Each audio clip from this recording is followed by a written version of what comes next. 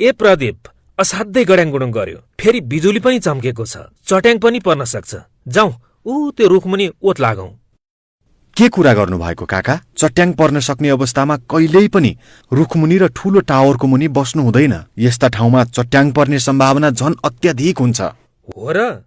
हो नि काका, चट्याङबाट बस्नको लागि घर बाहिर भएको अवस्थामा खुल्ला ठाउँमा टुक्रुक्क बसी टाउकोलाई 2 घुँडाको बीचमा राखेर कान थुन्ने गर्नुपर्छ। यदि सम्भव भयो भने ढलान गरिएको पक्की घर वा गाडीभित्र बस्न सकिन्छ। धातुका ह्यान्डल, चेन भएका ब्याग वा अन्य सामान नबोक्ने वा नछुने गर्नुपर्छ। स्विमिङ पुल वा पोखरी आसपास पनि बस्नु हुँदैन।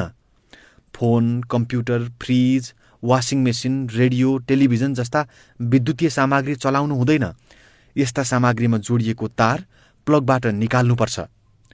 घरभित्र बस्दा झ्याल ढोका बन्द गरेर सुक्खा ठाउँमा बस्ने, धारा अर्थात् पानीको स्रोतबाट सिधै नुहाउने वा पानी चलाउने गर्नु हुँदैन। घरमा अर्थिङ अर्थात् लाइटनिङ रड राखेर घरलाई चट्याङबाट सुरक्षित बनाउन सकिन्छ। ओहो, हो र? मलाई त यस्ता कुरा थाहै थिएन। त्यसै गरी नि काका, बढी जसो चट्याङ चैतदेखि जेठ महिनामा धेरै पर्छ भने सामान्यत दिउँसो 3 बजेपछि बढी पर्छ। यस्तो समयमा हामी सबैले चट्याङबाट बस्न उच्च सतर्कता अपनाउनुपर्छ। विपदबारे चासो राखौं, चनाखो बनौं। राष्ट्रिय विपद जोखिम न्यूनीकरण तथा व्यवस्थापन प्राधिकरण, सिंहदरबार, काठमाडौँ।